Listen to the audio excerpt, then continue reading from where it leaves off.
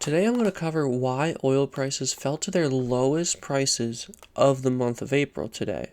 Crude prices moved lower on concerns that a slowdown of the U.S. economy will curb energy demand after Thursday's U.S. economic reports came in weaker than expected. Thursday's U.S. economic reports pointed to a slowdown in the economy that is bearish for energy demand and crude prices. Weekly jobless continuing claims rose a staggering 61,000 claims to a 16-month high of 1.865 million, showing a weaker labor market than expectations of 1.825 million. Also, the April Philadelphia Fed Business Outlook survey unexpectedly fell by 8.1 to a nearly 3-year low of negative 31.3, weaker than expectations of an increase to about negative 19.3. Also, according to data tracked by China's Ministry of Transport, the number of trucks running on Chinese highways fell 8% week over week. Also, U.S. diesel demand is on track to move lower by 2% this year, according to S&P Global, which would be the biggest drop in U.S. diesel demand in 7 years, not counting the pandemic 2020 year, of course. But there was some bullish news this week, though. Oil was reported on Monday that the amount of crude stored on tankers that have been stationed for at least a week fell 17% week over week to 95.6 million barrels in the week ended April 14th. In other bullish news, the ongoing halt of Iraq crude exports from the Turkish port is tightening global oil supplies and is bullish for crude prices, extremely bullish really.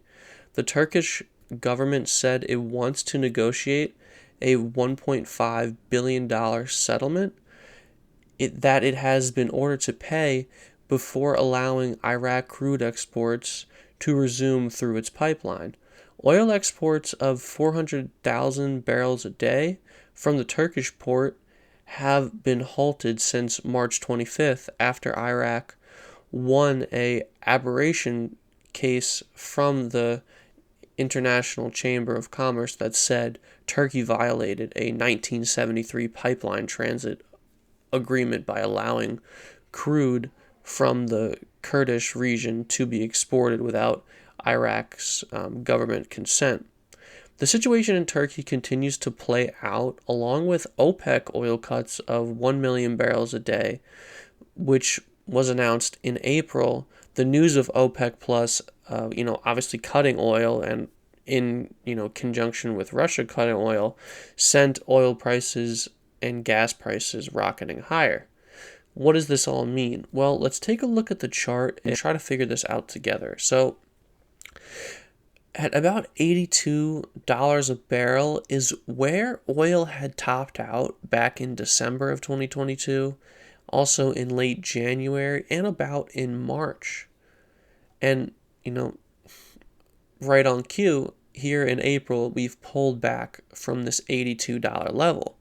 So it seems like we have some firm selling demand around this $82 level. So we're seeing a lot of sellers come into the oil market around this level.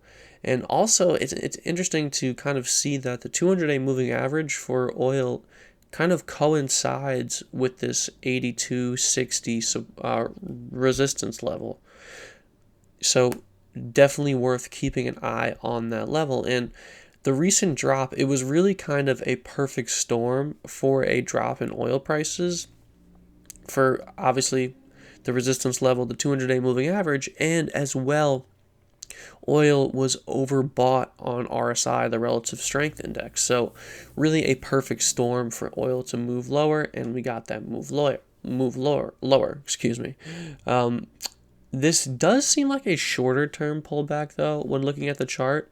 I believe we are moving into, the driving season, so I believe obviously that's seasonally strong, So I think we could probably get a move higher for oil over the coming months, as obviously seasonality, and we're still holding that 50 DMA and the 100 DMA for oil, and it looks like we held it 2 days in a row here back on Thursday and here today on Friday. So let me know what you think in the comments about oil. Is it going higher? Are you bullish? And please, if you like the video, please give it a like and subscribe to the channel. If you would like to join our free daily newsletter, you can sign up at opportunistictrades.com. If you would like to see my daily portfolio moves, my exits, my entries, you can join in the Discord, which is linked below. With that being said, everyone, good luck, happy trading.